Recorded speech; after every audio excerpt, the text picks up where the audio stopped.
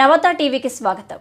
భారతీయ సాంప్రదాయంలో భాగమైన యోగా విశ్వవ్యాప్తమైందని, యోగా పుట్టింది భారతదేశంలోనేనని జిల్లా కలెక్టర్ పేర్కొన్నారు.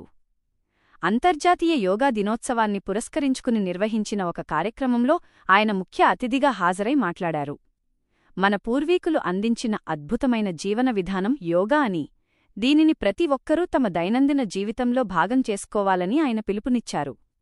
ఈ సందర్భంగా కలెక్టర్ మాట్లాడుతూ, నేటి ఆధునిక కాలంలో మానసిక ప్రశాంతతకు, శారీరక దృఢత్వానికి యోగా ఎంతో దోహదపడుతుందని స్పష్టం చేశారు.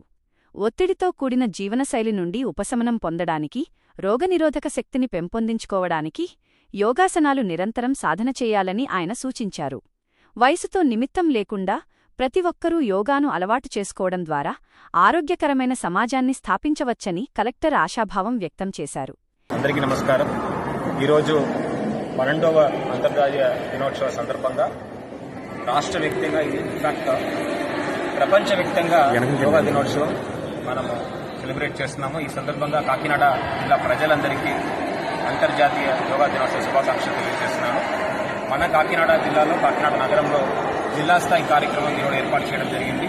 దీంట్లో శాసన మండలి సభ్యులు పద్మశ్రీ గారు, రాజశేఖరం గారు, శాసన సభ్యులు గౌరవనీయులు మండబాబు గారు, వారితో పాటు జిల్లా సంబంధించిన వివిధ శాఖ సిబ్బంది, స్థానిక ప్రజలు వీళ్ళందరూ కూడా పార్టిసిపేట్ చేయడం జరిగింది. ఇక్కడ మన కాకినాడ జిల్లాలో ఉన్న యోగా అసోసియేషన్స్, యోగా ఆశ్రమాలు కూడా పూర్తి సహకారం గత నెలపాటు మాకు అందించడం జరిగింది.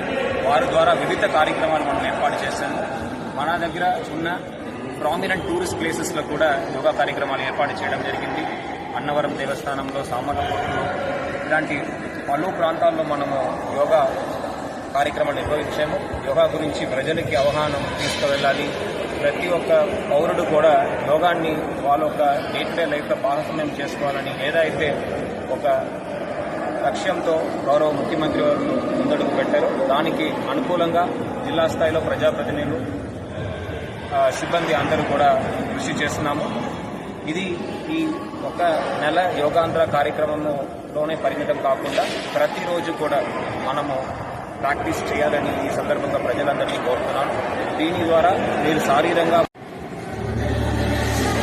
Okay sir.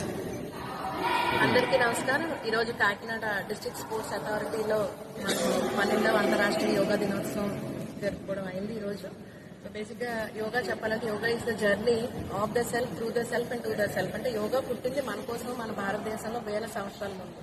మరి దాని పుట్టుకి అప్పుడు యోగులు కారణం. ఎందుకంటే ఒక భారతదేశం అనేది చాలా పవిత్రమైన దేశం. It's a very strong nation. మరి దీంట్లో ఏంటంటే యోగాని ఎప్పుడైతే మనం తీసుకొస్తామో మన లైఫ్ స్టైల్ హెల్తీగా ఉంటుంది. అలాగే ఏంటంటే మన సెన్సెస్ అన్ని కూడా మన కంట్రోల్లో వస్తాయన్న ఉద్దేశంతో యోగాని అప్పుడు పుట్టించడం జరిగింది. మరి ఈ రోజు మన రాష్ట్రము, దేశమే కాకుండా అంతర్రాష్ట్రీయంగా కూడా యోగా పేరు తెచ్చుకున్నది. అలాగే యోగా కూడా అంతర్రాష్ట్రీయ దినోత్సవంగా గుర్తింపు తెచ్చుకున్నది మన గౌరవ ముఖ్యమంత్రి నరేంద్ర మోదీ గారు. దీని వెనకతల కారణం ఏంటంటే మనం అందరూ కూడా ఈ రోజున్న లైఫ్ స్టైల్లో, అంటే ఈ మిషనరీ వరల్డ్లో ఎలక్ట్రానిక్ గ్యాజెట్స్ అన్ని వచ్చిన తర్వాత మన హెల్త్ని పట్టించుకోకుండా డైవర్ట్ అయిపోయాం. సో దీనివల్ల ఏంటంటే మన హెల్త్ అంతా కూడా దెబ్బతిన్నది.